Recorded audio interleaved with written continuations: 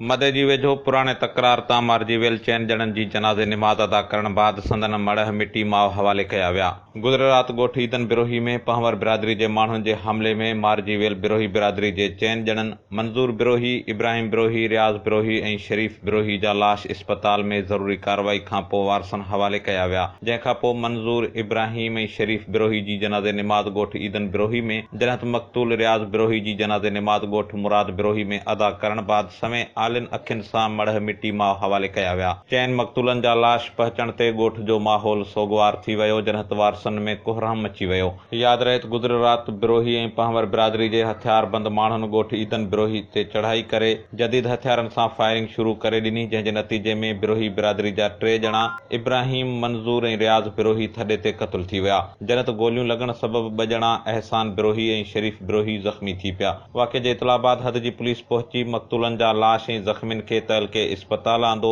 जिते तिबी इमदाद ॾियण बाद वधीक इलाज लाइ खेनि लाड़काणे इस्पताल मुंतक़िल कयो वियो, जिते ज़ख़्मनि जा सूर न सहंदे शरीफ़ बिरोही दम ॾेई छॾियो, जंहिंखां पोइ फायरिंग में मारिजी वियल ॻोठाणनि जो अंग 4 थी वियो। ॿुधायो वञे थो त पंवर ऐं बिरोही बिरादरी जे ॿिन्ही धुरियुनि में 7 सालनि खां पुराणो तकरार हलंदड़ आहे ऐं हिन वक़्त ताईं ॿिन्ही धुरियुनि जा हिकु औरत समेत 9 ॼणा क़तल थी चुका आहिनि। ॿिए पासे झेड़े खां पोइ पुलिस अटालन ॻोठ पंवर पलीजा ते APC चेन ऐं बख़्तरबंद गाॾियुनि वसीले चढ़ाई करे घरनि में भञ राह करण खां पोइ डॉक्टर नियाज़ पंवर, हाकिम पंवर, हातिम पंवर समेत 10 खां वधीक ॻोठाणनि खे गिरफ़्तार करे वरितो आहे। इन हवाले सां गिरफ़्तार थियल ॻोठाणनि दाहींदे चयो आहे त झेड़े में मुलविस जवाबदार वाक़े खां पोइ घर ख़ाली करे फरार थी विया, जॾहिं त वाक़े सां को बि तालुक़ न हुअण बावजूद पुलिस चादर ऐं 4 दीवारी जो तक़दुस पायमाल कंदे घरनि में घिड़ी भञ राह कई ऐं बेगुनाह 10 खां वधीक माण्हुनि खे गिरफ़्तार कयो आहे।